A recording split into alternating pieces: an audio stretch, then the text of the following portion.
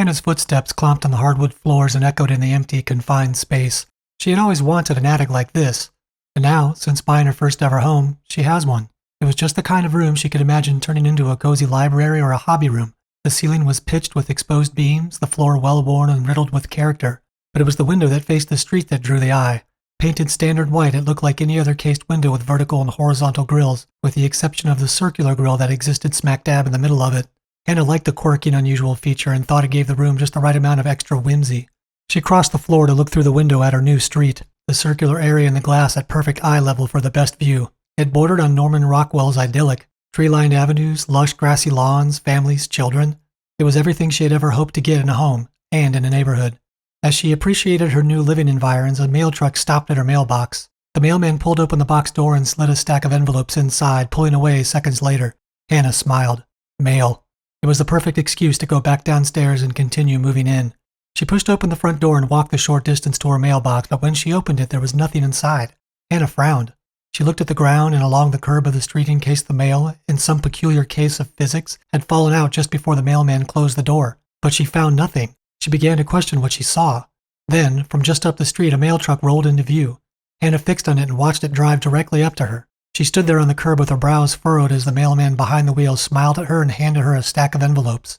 He pulled away, and Hannah had never been more confused. Later that evening, she prepared simple snacks and hors d'oeuvres in her new kitchen. She had invited friends over for a simple housewarming party, and though they had insisted she not burden herself with preparing food, she couldn't think of anything she'd rather do.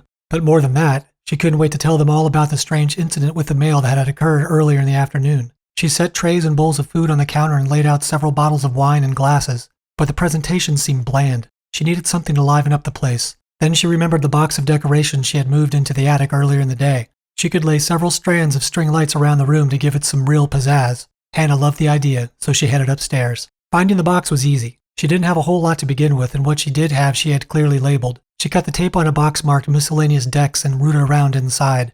She found the lights she was looking for immediately and scooped them up. Before she started back down, she trotted over to the window to peer outside to see if her friends had shown up while she was upstairs. Sure enough, Douglas's car had pulled up out front, and Tina and Anastasia were already getting out. Hannah scurried gleefully across the attic floor and tromped down the stairs to the front door. She put her hand on the knob, a wide-brimmed smile firmly planted on her face, and opened the door.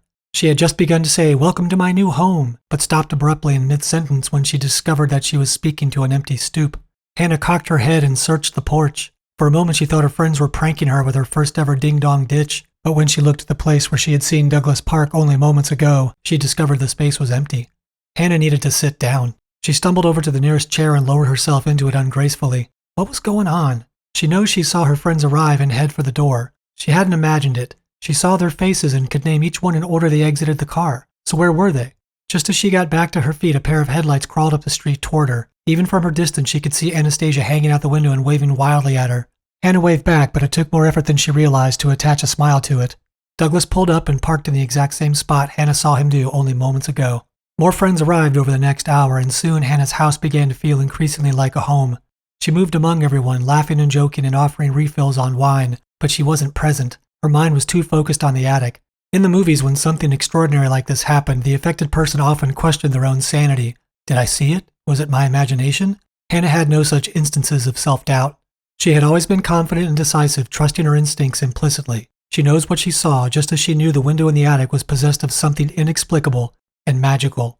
Hannah spent the bulk of the following morning testing her theory about the window. She watched the mundane events in her neighborhood play out through the circular glass. A mother said goodbye to her kids before leaving for work. A recycling truck collected recyclables from bins dragged to their respective curbs. An elderly woman watered the hydrangeas in her yard. 2 cats faced off in a neighbor's driveway, the black one of the 2 winning their game of chicken as it chased the other one off. After each witnessed moment, Hannah hurried down to her porch, and, as she came to learn and eventually expect, that same moment replayed in front of her, down to the letter, in real time. She could barely keep the smile from her face. Not only was she the proud owner of a home she loved, but she was also the apparent custodian of a magic window? It sounded absurd to say, but how else could she describe what she was seeing? Every single thing she watched happen on her street through the window happened seconds before it actually did. It was like having her very own crystal ball. Hannah could spend all day staring out the window, further cementing its reality, but she still had a home to put together. Boxes needed to be opened, and her household items all needed to find permanent places to live. Besides, she would have her whole lifetime to explore just what else the window could show. Since she was already in the attic, she decided to start there. Some boxes could remain unpacked, such as the several she had boldly labeled with a Sharpie indicating winter clothes and holiday decorations, but they needed to be organized for when she would need them. She moved several off to the side, taking another glance through the window. A young girl rode a bicycle unsteadily in small circles in her driveway. Hannah grinned, recalling her own days of carefree innocence. She picked up another box and casually looked at the girl again, but this time she stopped stone cold in place. She dropped the box she had been carrying and rushed to the window, pressing her face up against the glass in horror just in time to see a red sports car speed away down the street. In the road lay the little girl, her bike mangled and twisted. The car did not stop. Hannah's heart was in her throat. She charged across the attic and thundered down the stairs to the front door. There was still time, she told herself. She threw open the door and raced through her meager yard toward the neighbor's house 2 doors down, where the girl sat astride her bicycle. Hannah made a beeline for her, watching in terror as the girl's feet slipped from the pedals and the bicycle coasted toward the road. Summoning hidden reserves of speed, Hannah pushed her body as far as it would go. She sprinted across the road, catching sight of the red sports car as it zoomed in her direction. She cut around a parked car, the little girl in her sight as her front tire left the driveway and rolled into the street. Hannah lurched forward, the red sports car in her peripheral vision growing larger by the second. The sound of an engine revving at high RPMs now accompanied its presence. The girl and her bicycle traveled off the sidewalk and were now officially in the street. The girl's face reflected every ounce of terror at this realization. But Hannah was there.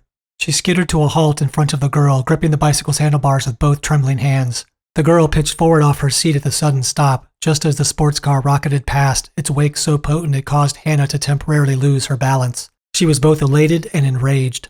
She was overjoyed that she had saved the girl from certain death, but this was her street now. She lived here. And in a purely territorial reaction stimulated by the adrenaline coursing through her, she stomped into the road to yell after the fast-moving car that had nearly killed a child. But her fury would be short-lived. Hannah had reacted accordingly to what she had seen happen to the girl through the window, but had she stayed just a moment longer, she would have also witnessed the entirety of the street race that tore through her neighborhood, and the yellow Dodge Challenger trailing the red Mustang at warp speed. It was the same Dodge Challenger Hannah had now only realized existed as she turned to watch it barrel directly toward her on the street she had wanted to call home, but was now only where she once lived.